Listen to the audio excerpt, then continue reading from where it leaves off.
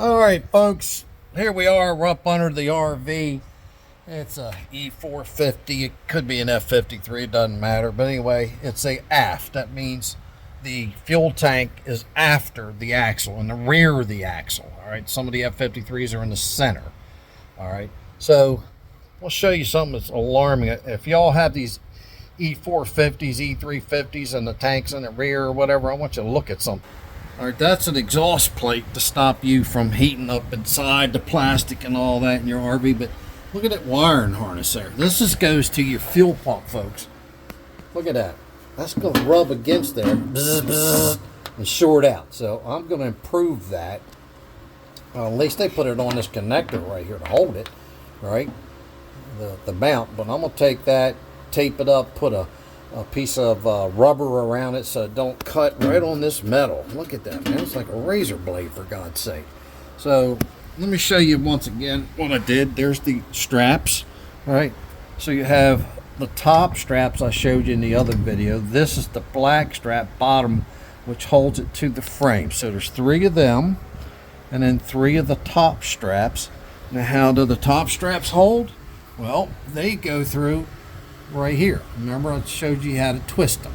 All right, so all of them are on, and then there's 3 bolts here. There's nuts, there's bolts on the driver's side, these right here, those right there, and there's nuts, both of them. All right, that's a stud right there. All right, there you go, stud, kind of like me. Anyway, there's a stud. And then that's the top clamp. So I'm getting ready to tighten all this down. I got the fuel lines all hooked up, right? All right, so remember, there was red clip that you had to take off, okay?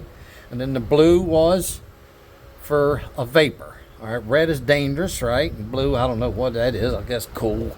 But anyway, it's a vapor. So same thing here. It's got chafing tube on it. You see that black stuff?